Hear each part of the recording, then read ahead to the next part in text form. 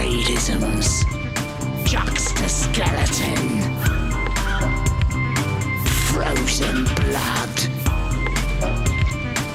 What is rubbish? What is rubbish podcast? Coming up on today's podcast, a bit of this. Were you like, as a watching the film, you were like, "Go on, get back out the hole, get back out the hole," and a bit of this. And he's a really important artist. Oh right, we should mention him a bit more often. Yes. Yeah. Goya.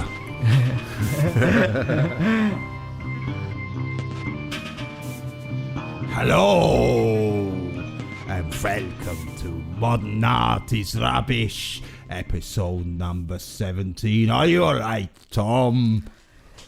Yeah, I'm alright, Marcus. How you doing? That was my scary voice.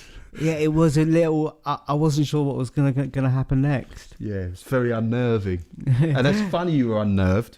Well, no, it's not funny you're unnerved. In fact, that's not a nice thing to say, is it, to be happy that you're unnerved? But funny you're unnerved because we are having a Halloween special where we are going to be looking at disturbing images. What is the actual episode called? Don't know. Yeah, okay, we'll come to that later. Yeah, Halloween special. Halloween, I would say it may not be suitable for young children to Well, surely, like, it's not just young children who get scared by. Anyone who gets scared by two fellas talking about some scary pictures.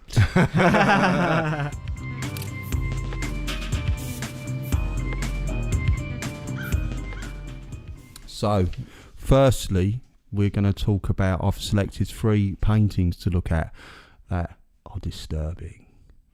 Yeah, but I mean, we're doing all these scary voices. I've got a feeling they're not going to be that disturbing. No, but no, they're not really. Well, no, as someone who watches a lot of horror, Tom, We're talking about disturbing in a sort of PG sort of way, or yes, about as scary as the scary bits of E.T. Yeah. Oh yeah, okay. Well, maybe not E.T. What's like scary than Goonies? The scary bits of Police Academy. Police Academy. What's it called? The hole. Before they go down the hole. That was quite scary. Have you ever seen that film? What hole? Well, it's a film. It's a film about a hole. The funny thing was, it was really good. It was I think it was like a PG-13, but it was scary. It was scary. It was about a hole, but when they went down the hole, it wasn't scary anymore. Oh right, yeah. So they weren't like miners. They were just like, when I say miners, I mean No. working underground. They were just regular people going into a hole. Yes, Yeah. well, they were like children, and it was all really scary. And when they went into the hole, I think it was supposed to be scary, but the director didn't pull it off as well. So it was like reversal. The outside was scary, and in the hole where you expect the horror to happen, it was actually pretty like cozy. It was like a bit of a horror letdown, really. Oh right, yeah. Yeah. So that's about as scary as the hole. So were you like, as a watching the film, you were like, "Go on, get back out the hole, yeah, get back out the hole." That's where the real fear is. But sometimes it is. It's the fear of the unknown.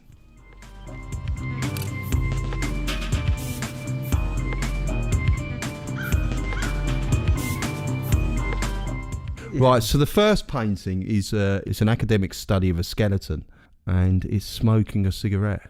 Okay, great. Yeah, that's not really scary, is it? But it's disturbing, I suppose, to someone who hasn't seen a skeleton smoke a cigarette before. It's got a sense of humour about it, hasn't it? Well, yeah. Because when you see a skeleton, I've never seen a skeleton smoking before. No. Yeah, so it's like, it's a bit silly, isn't it? Because skeletons, they have have other business to get on with. Yeah, they don't sit around having being fun. dead is one of them. So this was actually painted in 1886 by Vincent van Gogh, and whilst he was studying in Antwerp, he would have painted that. And we will have links on the website to this, so if you want to go on the website first and see the artworks we're discussing, You of course can. You wouldn't recognise it as Van Gogh. It's not one of his most famous pieces, I guess. No. And you don't expect that sort of humour from our beloved Vincent. Certainly before his darker days, I would say. All right, yeah. Yeah. So there you go. That's chirpy Vincent. Yeah. It would make a good advert for stopping people smoking. They could have this on the side of cigarette packets, couldn't they? Yeah. Well, skeletons do not smoke. Right. So.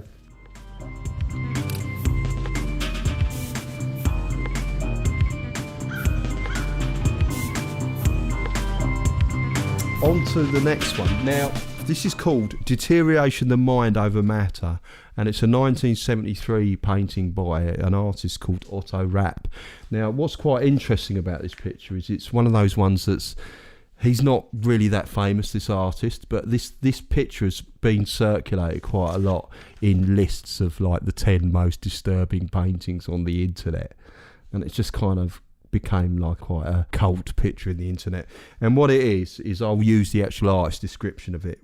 It's a picture of a decomposing human skull firmly ensconced in some devilish birdcage in which the raw gore of man's physical being lies lifeless at the base. Right, so is this an actual painting on a canvas somewhere? Yes, I don't know. I think it might even be in his collection. He's just uploaded it to the internet. And it looks like a cross between a Salvador Dali and a Francis Bacon.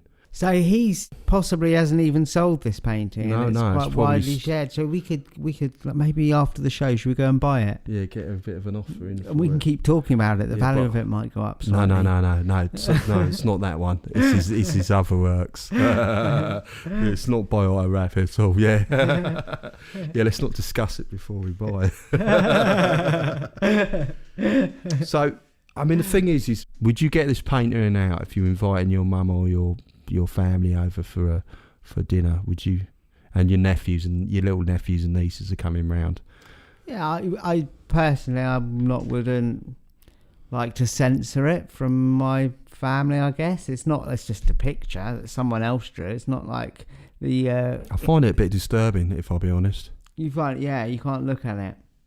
That's why I'm holding it towards you and not towards me. Yeah, I don't. Yeah, I don't mind it. I don't know if I'd have it, but I'll find it quite interesting. What happens if I move it? I'm currently moving the picture around in a circular motion. I can't see it then. Just looks like Tom York. Oh no, not Tom York. Oh no, now I'm thinking of the Tom York baby who's grabbing the money, and Jesus comes in the room. For those of you that didn't understand what that random reference was, that was me talking about our babies special, which there will be a link on the webpage too.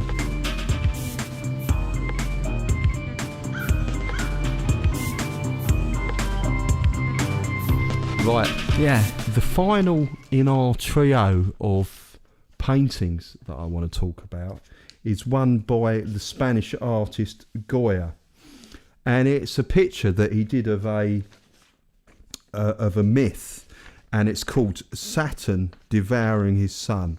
Now I've heard of Goya. He's quite well known painter, isn't he? Goya's a Spanish artist, and he was born in 1746 and he died in 1828. So he lived through the times when there was like the Napoleonic Wars were happening, so it's quite a turbulent time in history, and he himself also suffered 2 near fatal illnesses and was pretty much deaf in older age. Now, right, at least 2, because he died, didn't he? Well, yeah. He died of the third one. So what he did was he painted this image, and it was actually painted on his wall.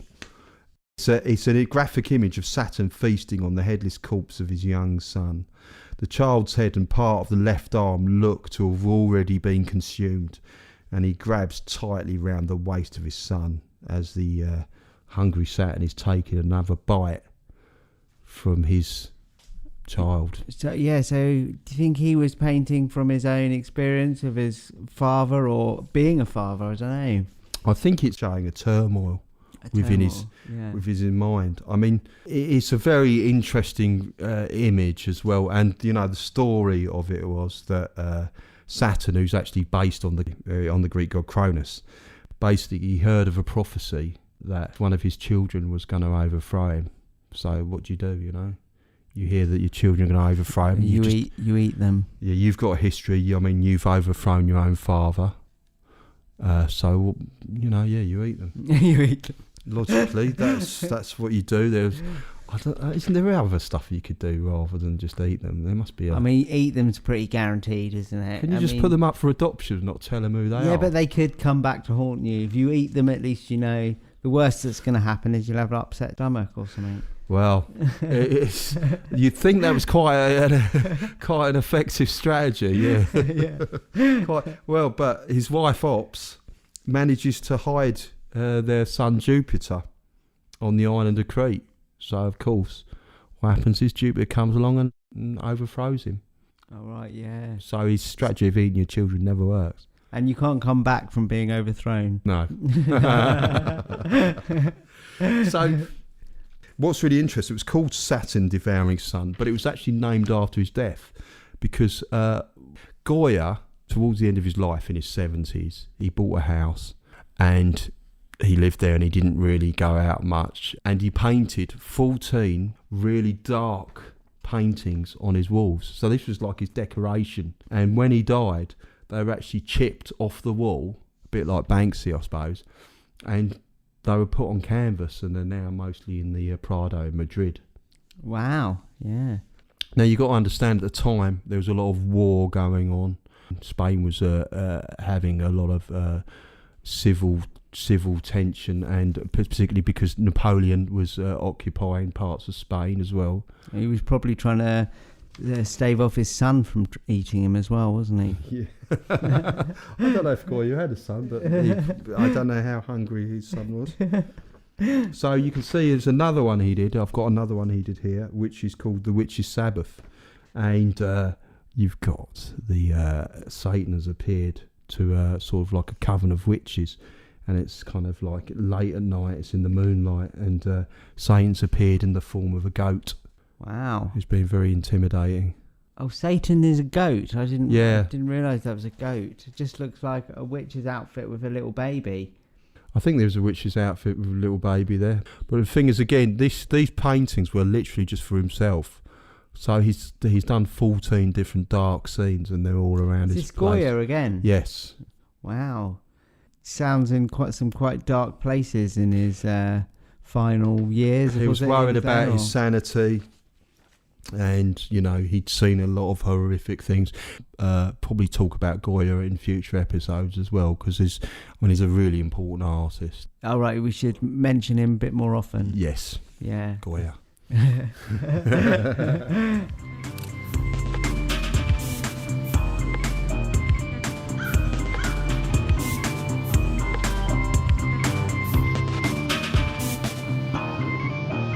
Sometimes artists want to, how would I describe it? As an artist, sometimes you want to imbue your work with life. So it's almost like being Frankenstein of art, and you're trying to make even when you're doing a drawing, you're trying to put life into the characters or into the sculpture or the thing that you're making. Yeah, so what I was going to say, which is a totally ridiculous question. Yeah. So I'm not going to bother with it. Oh, okay. Yeah. Oh, that's why that question. I'm looking at the first one. It's a bronze sculpture of Perseus. Now, Perseus is from Greek mythology, and he's standing there holding up the head of the Medusa. And the Medusa was a mythical creature who had snakes for hair. Snakes for hair. And if you looked at her directly, she turned you to stone. Oh yeah, that was the thing with Medusa, wasn't it? It was like, yeah, I can handle the snakes for hair, but then the look thing. Yeah. Yeah. The snakes didn't make you turn to stone, though, did it? Yeah. No, it was the look, wasn't it? Just one little look, and so she could have not. She may not have even needed the hair. Yeah, the snake hair was just like, it's just like style, isn't it? Yeah. I'll have snakes. What do you want? Do you want a perm? No, I want snakes. Yeah, but the magic power is the look, isn't it? Yeah. She's got the look. That was a song by Roxette in the 80s, wasn't it? Yeah. But it wasn't about Medusa, was it? If anyone knows, let us know. I'm pretty... Yeah. There's definitely songs about Medusa. Turn to Stone by ELO. Yeah, well, I don't know. Is that directly about Medusa? No, I think it's about just turning to stone. Which Right, yeah. I don't know who else, but there must be other circumstances. So this sculpture we're looking at of Perseus with the head of Medusa was created by Benvenuto Cellini, and he was a Florentine, and he was born in 1500 and died in 1571, and it stands in a piazza in Florence. So he actually made it out of bronze because for him there's this feeling that the act of pouring molten bronze into the mould is kind of like imbuing it with life. So it's like the lifeblood. There's that idea. Hence calling it Perseus, which is a name that gives it, like we discussed on the Mona Lisa episode. It's like you talk about it like a real person. This art piece. Yes, it's one of these statues that he's up there with Michelangelo's David. It's kind of quite an important one. And he stands quite near to where Michelangelo's David would have originally stood. Michelangelo's David? Yes. That stands in Florence as well? Yes. So but Michelangelo's David is actually inside now, but it used to be outside. Yeah, because Florence is a big art city, so art lovers around the world that visit Florence will see all these statues, yes. I guess. So it's in quite a great place. Yeah. Yes.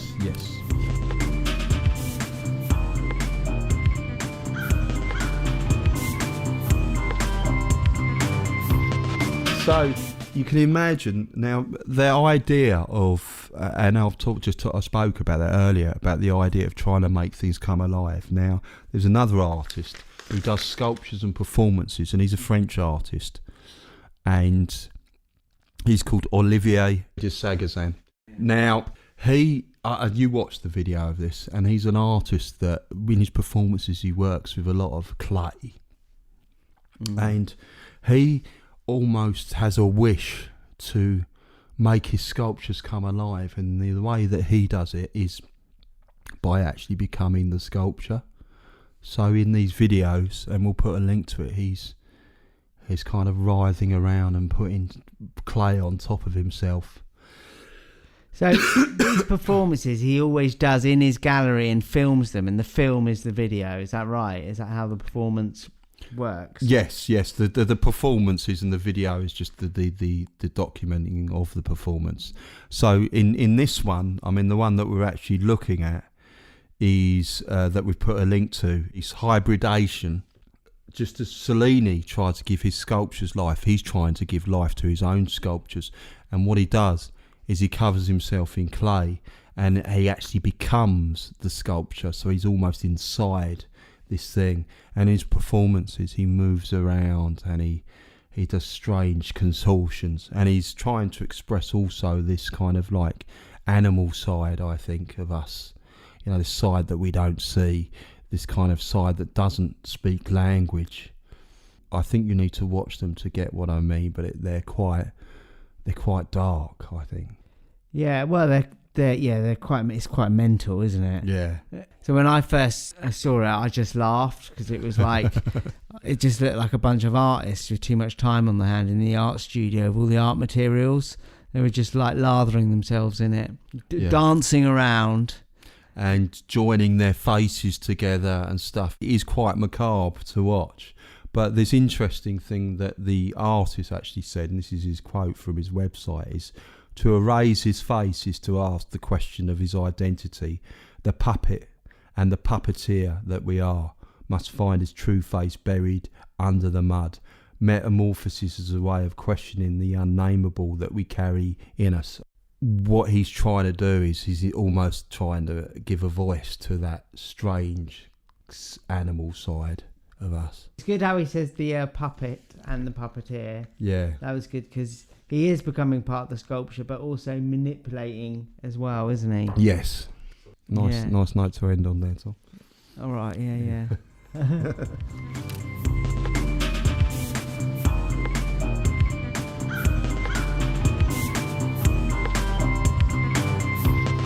So the final one I've picked is quite a famous one, but again about people putting work into themselves, putting themselves into their work. So I thought, give that theme, and Mark Quinn, the artist, has literally done this now.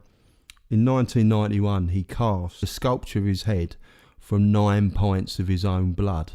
So you can imagine, you have to create a mould of your face, and then you have to keep it in a sort of like a special refrigeration unit because the thing would melt otherwise. Yeah, 9 pints of your own blood. He's only going to do that from a locked mental ward. Yeah, well, I suppose it. I mean, I got a bronze. I got a bronze thing for blood, but then I always used to get sick, and I've had times when I haven't been able to. So What's a bronze? What does a bronze mean? It means I gave a lot of blood. So, but you didn't give 9 pints, surely. I have given I think I gave about 10 pints over my period of time. All right, yeah. So in how many sittings was that? That's a lot of sittings. Was it? Yeah. Yeah. So he would have had to like plan this and do separate sittings, because otherwise, if you lose a lot of blood, that's not good, is it? No, I assume it's bad news. I mean, when you give blood, you can only give a pint at a time. All right. At the time, but what makes it worse, that the first time he did it, he was actually an alcoholic, so you can imagine he's quite dependent on alcohol, and he wanted to create a sculpture that also had that kind of same dependency on something, and that same needed, it needed to something external to survive. The blood, external fluid. Well, yeah, no, also because the blood has to be kept frozen, otherwise it'd melt. Oh, right, does it? So what he's done is he's put his blood in a mould, and then how's he made it go hard like that? You freeze it. It has to be kept frozen. Funny you say that, because actually Charles Saatchi, who originally owned the first one, there is a rumour, although I don't know if this was to just get the price up, that builders came into his house once and they were doing work at the request of his then partner, Nigella Lawson, the celebrity chef, and apparently the builders just accidentally unplugged the refrigerator, and they noticed a kind of red liquid oozing out of their fridge. And they got divorced after that, did they? Yeah. Did they? They did, didn't they? Yeah. Well, I don't know. It was in 2002 when that allegedly happened, but he went on to sell the head, so I assume that there was some deal done. Oh, right. So so it has to be kept frozen, and he actually makes every 5 years he actually creates a sculpture himself out of his own blood. Yes. All right, so that's one of his materials that he uses regularly. Yes. So he's making a sort of portrait of himself, and the idea is as well is not only is he putting himself into the work, it looks like him. It's also made up of him. And also all the information, all that DNA information, all the biological information is all contained within his sculpture. It's not very eco work if it's got to be refrigerated the whole time. Yeah, that's not very good, is it? Yeah. So what era is this, when this was created? Well, 1991, and it's been ongoing since. Yeah, so he makes one every 5 years. Yeah, so he's done, 5 other pieces? Or Yes. Approximately 5. 5. Yeah, 5 in total, including that one. Yeah. All right, so all of his works that he's made out of his blood are of his head. Yes, he's done other works. Yeah, but he's not that impressed with his doing one of his arse or something. No. I've seen the blood head myself, and one of the 6. Yeah, I've seen it. It's interesting to see it, and it's an interesting concept. But as a piece, I don't know if the right word is standing next to a refrigeration unit and saying it left me cold. Oh, yeah. But I didn't get any kind of emotional. I think it was more of an interest than a kind of anything profound. freezers, fridges, they're generally not good places to enjoy art. No.